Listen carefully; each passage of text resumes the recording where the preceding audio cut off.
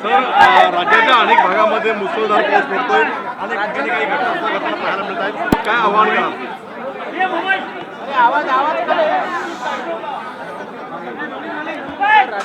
राज्यामध्ये विशेषतः MMR region असेल, ठाणे, रायगड, पालघर असेल, पुण्याचा काही भाग असेल, नाशिकचा काही भाग असेल आणि इतरही काही भागांमध्ये अतिशय मुसळधार अशा प्रकारचा पाऊस आहे.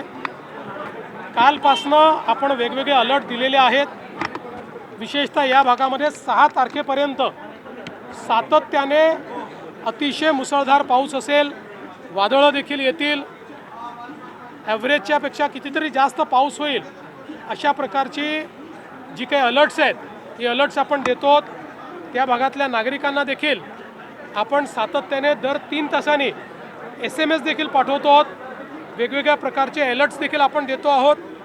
आज अनेक ठिकाणी शाळांना आपण सुट्टी दिली आहे. लोकांना आपण विनंती केलेली आहे की प्रवास टाळता आला तर तो टाळला पाहिजे, जेणेकरून आता ज्या प्रकारे पाऊस आणि ज्या प्रकारचं वादळ आहे त्याच्यामुळे काही अपघात त्या ठिकाणी होऊ नयेत या दृष्टीने त्याचा देखील अलर्ट आपण दिलेला आहे.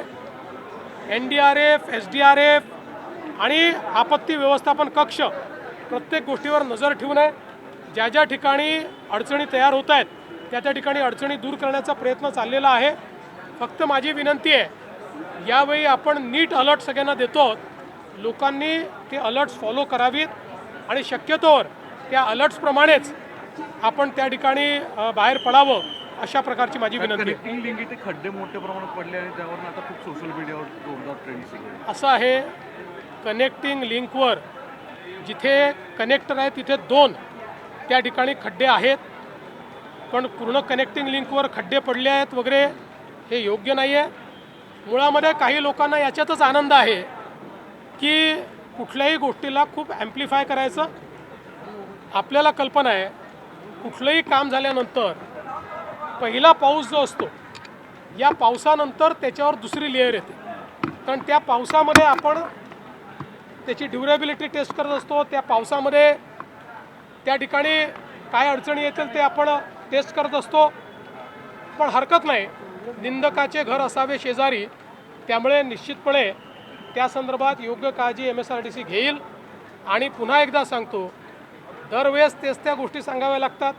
नवीन उड्डाणपूल केला की त्या ठिकाणी मास्टिक एस्फाल्ट आपण जेव्हा टाकतो ते सुरुवातीला जमाच होतं, त्याच्यानंतर मग ते त्या ठिकाणी योग्य पद्धतीनं चालतं. अनेक ठिकाणी आपल्याला केलेलं काम जे आहे ते सेटल करावं लागतं. या इंजिनिअरिंग गोष्टी आहेत. तथापि निश्चितपणे जर हे लक्षात आणून दिलेलं आहे तर त्याच्याकडे लक्ष दिलं जाईल. कुठे जर काही कमतरता असतील तर त्या कमतरता दूर करता येतील. पण देशातला सर्वात उंच पूल, देशातले सर्वात रुंद बोगदे, देशामध्ये डॅमच्या खाली बोगदा हे पहिल्यांदा आपण करून दाखवलेलं आहे. त्यामुळे निवड टीका करणं हे टीकाकारांनी लक्षात घेतलं पाहिजे. त्या इंजिनियर्स ज्यांनी हे काम केलेलं आहे त्यांनाही धन्यवाद दिले पाहिजे. तथापि जे काही या ठिकाणी सोशल मीडियावर त्यांनी मांडलेलं आहे, काय रेक्टिफाय करायचं असेल तर रेक्टिफाय केलं जाईल.